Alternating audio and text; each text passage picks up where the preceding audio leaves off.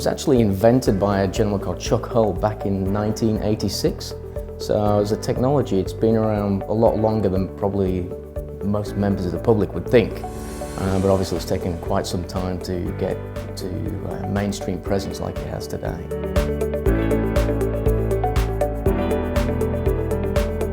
You have to have an object to print firstly, and that generally will be a 3D CAD file. And what the software does is it slices that file into multiple layers, and each layer will be something like 0.1 of a mil thick.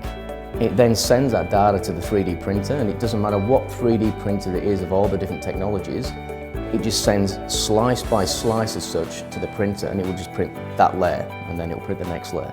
And eventually you have an object. The materials really are dictated by the applications that you're looking to try to create. A lot of the technologies that's out there will be printing some type of plastic-based object. Some will be materials that can be cast around to create cast metal or cast ceramic objects. You've then also got nylon type objects that's got a lot more flexibility. Rubber, there's even rubber material, you can print a tyre, for argument's sake. And then there's, like I said, there's a whole raft of metal materials as well that's getting created. And I know that further down the line, it's not here just yet, you've got materials that could be elastic and stretch back, all the way through to food-based materials that are even on their way.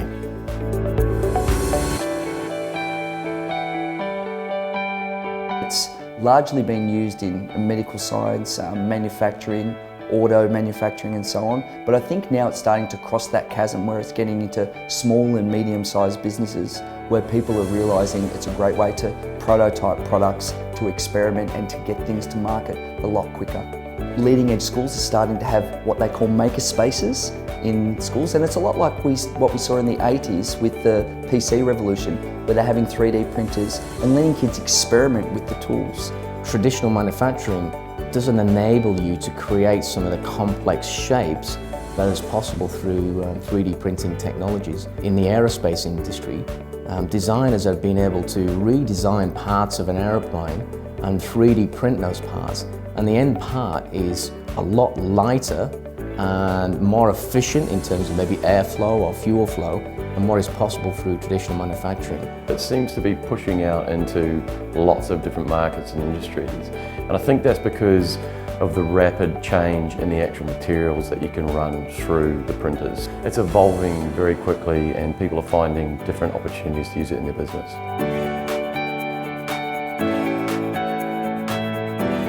Based on, I guess, industry research and what we're seeing from an opportunity perspective, we're expecting somewhere between 35 to 50% market growth in Australia every year.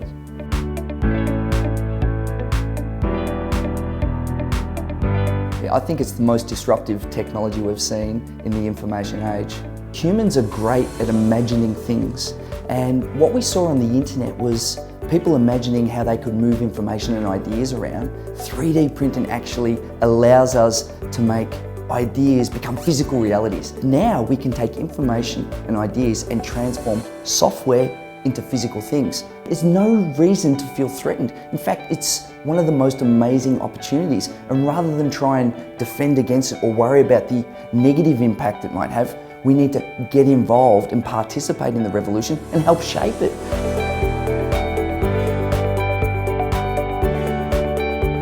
In fact, if you're clever about it, it's saying, well, gee, how can we reduce our costs and increase our margin by shipping information or rapid prototyping? How can we use 3D printing to create samples and prototypes and get to market a lot quicker? So it really enables us to use that element of speed. One of the things that's really interesting is trademarks. Counterfeiting products. I mean, someone could scan, let's say, a pair of sunglasses that look exactly like a Ray-Ban and in high resolution, print them, and so you could go to war like the music industry did and try and fight the tide, but the tide is coming in. It's a great co-creation opportunity. And so brands need to think about that with 3D printing. How can they put out some of their designs and their software and co-create with the audience, who then become brand evangelists, marketers, and they disseminate the products because of the 3D printing potentiality.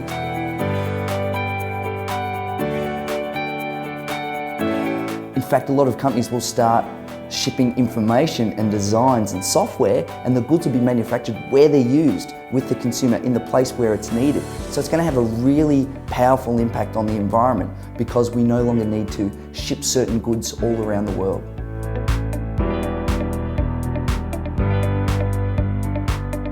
So I believe the value proposition for Konica Minolta in 3D printing is the size of our organisation, is what gives us an advantage. We've got a sales force that's based in every major capital city in the country. We've got dealers in all of the regional country towns. So we've got a coverage there that nobody else can match at this stage. Well, I think there's a number of things that we bring to the industry that it currently doesn't have. We've got a professional sales organisation that work closely with our customers to give them great solutions. We are committing to an industry standardised SLA response time, which doesn't exist in the industry at the moment. Also, we're offering finance options to customers which actually allow them to gain access to equipment in the market they would never have had access to before because of the cost of entry.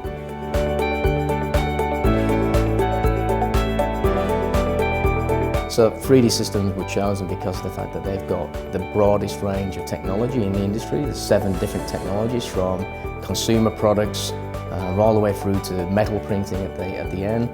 No other competitor has such a broad offering. And for Konica Minolta, that means a far wider variety of opportunities and of markets that we can go into and growth that we can bring to the business.